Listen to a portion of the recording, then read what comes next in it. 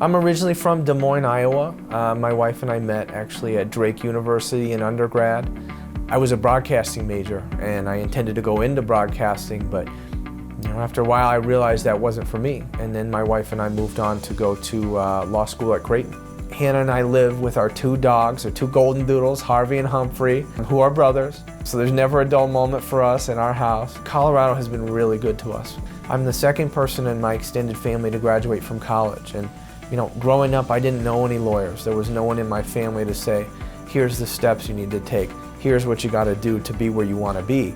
So for me, it's really important that now that I'm in this position, that I can help my clients and kind of guide my clients in the way that would have helped me as I was growing up. So I think it's really important for people to know that about me, is that I've come from a different set of circumstances, and I think that I can really relate to people in that way, and I think people enjoy working with me because of my background.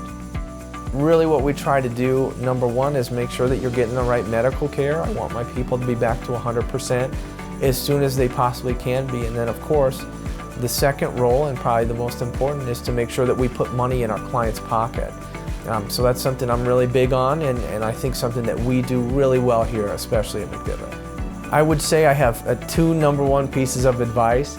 Number one would be don't talk to the insurance company, and I would say number two is make sure you get the proper medical treatment. You don't know how these things can turn out, but the most important thing I can ever say is get the proper medical treatment. Generally, the rest will take care of itself. What do you do if you've done all the treatment, you've done everything right, and the insurance company still doesn't offer you money?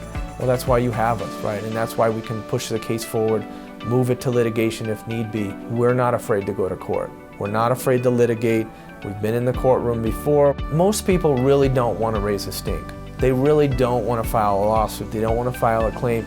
They just want their life back. And I think the most important thing about that process is to hire a personal injury attorney who can help you do that and can take some of that process away from you so you can get back on to living your life.